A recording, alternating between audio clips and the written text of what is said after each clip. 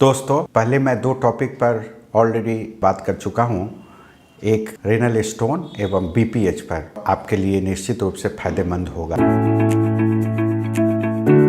मैं डॉक्टर श्याम बाबू प्रसाद, मूत्र रोग विशेषज्ञ RN super speciality hospital and research centre का विषय प्रोस्टेट कैंसर होगा। प्रोस्टेट कैंसर हम जानते हैं कि जानलेवा होता है। कोई भी कैंसर के समान यह भी खतरनाक होता है और इसे बचने के उपाय और यह न हो इसका उपाय हमेशा हमें करना है। दोस्तों, आज हम प्रोस्टेट कैंसर के लक्षण, उसके डायग्नोसिस, उसके ट्रीटमेंट, मैनेजमेंट एवं उपचार के बारे में बात करेंगे।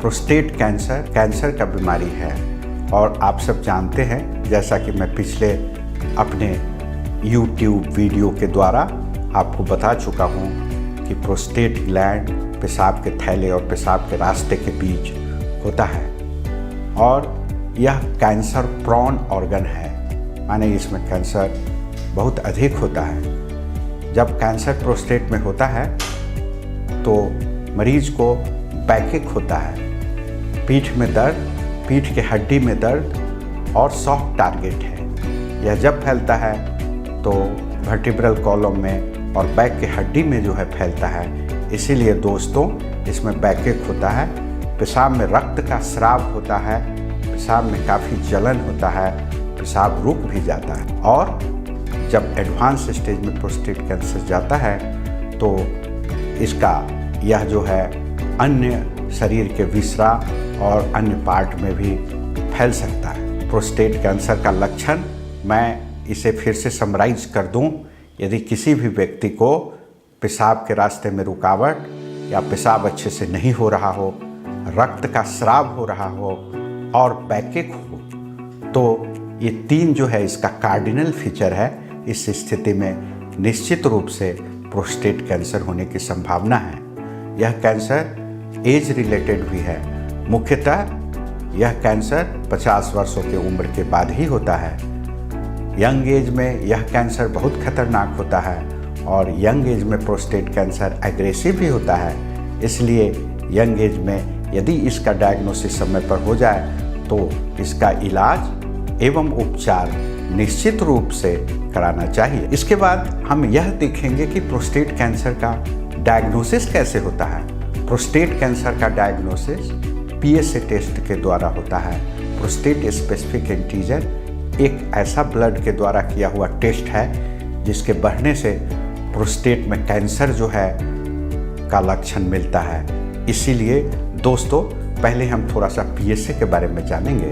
प्रोस्टेट स्पेसिफिक एंटीजन का नॉर्मल वैल्यू 0 से 4 नैनोग्राम पर ml ब्लड होता है। यदि किसी भी मरीज को जिसका उम्र 50 साल से अधिक हो और यदि इसका वैल्यू 4 से अधिक हो, 4 से 10 के बीच हो, तो प्रोस्टेट कैंसर की संभावना रहती है। यदि 10 से ऊपर है, 10 से यदि 20 तक हो तो इसकी संभावना और अधिक बढ़ जाती है। यदि 20 से अधिक हो तो प्रोस्टेट कैंसर की संभावना लगभग 80 से 100% तक हो सकता है। जब PSA बढ़ा रहता है तो हम लोग निश्चित रूप से डॉक्टर से सलाह लेंगे। यदि पेशाब में तकलीफ, रक्त का स्राव, बैकएक हो और PSA बढ़ा हो तो बिना देर किए मूत्र रोग विशेषज्ञ से अवश्य मिले। यदि मूत्र रोग विशेषज्ञ इसे देखता है और डिजिटल रेक्टल एग्जामिनेशन, जिसे DRE बोलते हैं, जो कि किसी भी यूरोलॉजिस्ट का फेवरेट टेस्ट होता है, DRE करने के बाद हम इसका डायग्नोसिस कर सकते हैं, क्योंकि इसमें प्रोस्टेट फीलिंग वाइज पल्पेशन से जिस हार्ड, एसिमेट्रिकल, इरेगुलर और नोडुलर मिलता है। जब इस तरह का फीचर यदि किसी भी यूरोलॉजिस्ट को यदि प्राप्त हो तो प्रोस्टेट कैंसर निश्चित रूप से उसे होगा। तो डिजिटल रेक्टल एग्जामिनेशन के बाद इसका हम अल्ट्रासाउंड करते हैं। अल्ट्रासाउंड करने के बाद MRI इन्वेस्टिगेशन इसके लिए बहुत ही इम्पोर्टेंट है। इससे हमें यह पता चलता है कि प्रोस्टेट कैंसर ऑर्गन कन्फाइंड है। ऑर्गन कन्फाइंड का मतलब होता है कि यह प्रोस्टेट ग्लैंड तक ही सीमित है या प्रोस्टेट ग्लैंड से बाहर जा चुका है। जिसको लोकल इन्वेजन कहते हैं, जो कैंसर का एक फीचर होता है। यदि लोकल इन्वेजन यदि मिलता है तो इसका माने है कि प्रोस्टेट का कैंसर T2 स्टेज में चला गया है। माने उसको यदि TNM स्टेज और क्लासिफिकेशन की बात करें तो T2 स्टेज में है। तो T2 स्टेज में यदि प्रोस्टेट कैंसर है तो इसका इलाज इसके हिसाब से होता है। T1 और T2 स्टेज में जो कि ऑर्गन कन्फाइंड होता है और जब प्रोस्टेट ग्लैंड से बाहर चला जाता है तो उसे T3 बोलते हैं। इस स्थिति में सर्जरी डिफ़िकल्ट होता है। तो हमें प्रोस्टेट का डायग्नोसिस MRI के द्वारा, PSA के द्वारा हम लोग करते हैं। अंत में जो फाइनल डायग्नोसिस है प्रोस्टेट कैंसर का, उसे हम बायोप्सी के द्वारा करते हैं। अल्ट्रासाउंड गाइडेंस के साथ हम प्रोस्टेटिक बायोप्सी करते हैं। ट्रूकट बायोप्सी जो कि TRUS guided transrectal ultrasound prostatic biopsy हम लोग जो है करते हैं, जो कि डायग्नोस्टिक होता है। इससे जो है इसके द्वारा हम यह डायग्नोज कर पाते हैं कि उसे प्रोस्टेट कैंसर ही है। जब एक बार प्रोस्टेट कैंसर का डायग्नोसिस होता है तो हम लोग पीरियड्स ग्रेडिंग MRI के द्वारा करते हैं और यह जानने की कोशिश करते हैं कि यह ऑपरेबल है या ऑपरेशन के द्वारा क्योर हो सकता है या नहीं। यदि यह पता चल जाता है कि ऑपरेशन के द्वारा यह बीमारी क्योर हो सकता है तो हम लोग इसके लिए रेडिकल प्रोस्टेक्टोमी ऑपरेशन करते हैं। इसका माने होता है कि प्रोस्टेट ग्लैंड को और प्रोस्टेट ग्लैंड के अगल बगल के टिश्यू को पूर्णतः निकाल देना।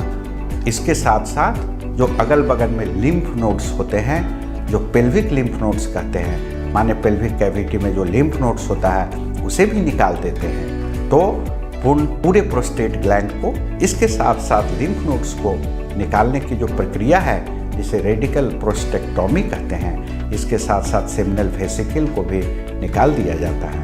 इसके द्वारा पेशाब के रास्ते का कंटिन्यूटी वेसिको प्रोस्टेटिक या वेसिको यूरेथ्रल एनास्टोमोसिस के द्वारा किया जाता है। तो यह सर्जिकल विधि है दोस्तों कैंसर प्रोस्टेट के इलाज का। सर्जरी के अलावे यदि प्रोस्टेट ग्लैंड में जो कैंसर है वो एडवांस स्टेज में यदि है, जिसको मेटास्टैटिक प्रोस्टेट कैंसर कहते हैं, वह भी दो तरह का होता है। एक विसरल मेटास्टेसिस और दूसरा बोनी मेटास्टेसिस। यदि बोनी मेटास्टेसिस है और विसरल मेटास्टेसिस है, बोन पेन का फीचर्स है, तो इस स्थिति में दोस्तों हम लोग कंजर्वेटिव इलाज करते हैं। कंजर्वेटिव इलाज में सबसे पहला इलाज हार्मोनल एब्लेशन है। हार्मोनल एब्लेशन भी दो तरह का होता है, सर्जिकल हार्मोनल एब्लेशन और मेडिकल कैस्ट्रेशन। सर्जिकल कैस्ट्रेशन का मतलब होता है इसमें बाइलेटरल ऑर्किडेक्टोमी नाम का ऑपरेशन करते हैं। मीन्स इसमें दोनों टेस्टिस को सर्जिकली निकाल दिया जाता है, जिसे कैस्ट्रेशन कहते हैं। इस कैस्ट्रेशन का क्या मतलब है, प्रोस्टेट कैंसर के इलाज में कैस्ट्रेशन क्यों करते हैं, यह सवाल बहुत गंभीर है और इसे जानना अत्यंत अति आवश्यक है। कैस्ट्रेशन में टेस्टिस को निकाल देने से टेस्टोस्टेरोन का लेवल घट जाता है। और दोस्तों आप जानते हो कि prostate cancer hormone sensitive cancer है, जिसमें टेस्टोस्टेरोन बहुत इंपॉर्टेंट रोल अदा करता है।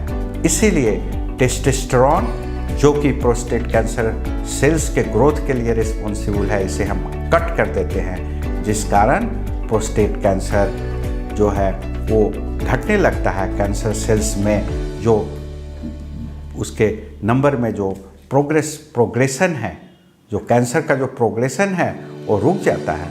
इसलिए हम लोग सर्जिकल कैस्ट्रेशन करते हैं। आज मॉडर्न ज़माने में सर्जिकल कैस्ट्रेशन बहुत प्रचलित नहीं है, इसके जगह पर हम लोग मेडिकल कैस्ट्रेशन करते हैं। इसमें हम लोग LHRH एगोनिस्ट और LHRH एंटेगोनिस्ट नामक दवा देते हैं, जो कि इंजेक्शन के फॉर्म में देते हैं। यह दवा मंथली इंटरवल पर या 3 मंथली इंटरवल पर या 6 मंथली इंटरवल पर दिया जाता है। यह दवा लाइफ लॉन्ग देना पड़ता है और यह महंगी दवा है। इसलिए यदि पुअर मरीज है तो हम लोग उसको सर्जिकल कैस्ट्रेशन सजेस्ट करते हैं, क्योंकि वह 1 टाइम सिंगल टाइम ट्रीटमेंट है, इसके बाद दवा की ज़रूरत नहीं होती और कॉस्टली अफेयर में फंसना नहीं पड़ता। लेकिन यदि मेडिकल कैस्ट्रेशन ही ऑप्ट करते हैं, जैसे बहुत सारे इंश्योरेंस के मरीज हैं जिसे इंश्योरेंस प्राप्त है, इस तरह के पेशेंट्स में हम लोग मेडिकल कैस्ट्रेशन और LHRH एगोनिस्ट या एंटागोनिस्ट हम लोग देते हैं। इसके साथ साथ बहुत सारे पेशेंट ऐसे होते हैं जो कि हार्मोन इनसेंसिटिव होते हैं, जो हार्मोनल एब्लेशन ट्रीटमेंट है उसके द्वारा वे सुनते नहीं। ऐसे मरीज में हम केमोथेरेप्यूटिक एजेंट्स एवं इम्यूनोथेरेप्यूटिक एजेंट्स का यूज़ करते हैं और इसे मेटास्टैटिक कैंसर, जो हार्मोन रेसिस्टेंट मेटास्टैटिक कैंसर कहते हैं। इसका इलाज डिफ़िकल्ट होता है, लेकिन फिर भी हम लोग इसका इलाज करते हैं। यह जानकर आपको आश्चर्य होगा कि प्रोस्टेट कैंसर अन्य कैंसर की तुलना में धीरे धीरे बढ़ता है और स्लो ग्रोइंग कैंसर है। स्लो ग्रोइंग कैंसर होने के चलते यह जब ओल्ड एज में होता है तो एज मैच इसका प्रोग्रेशन होता है। इस एज मैच प्रोग्रेशन का क्या मतलब है?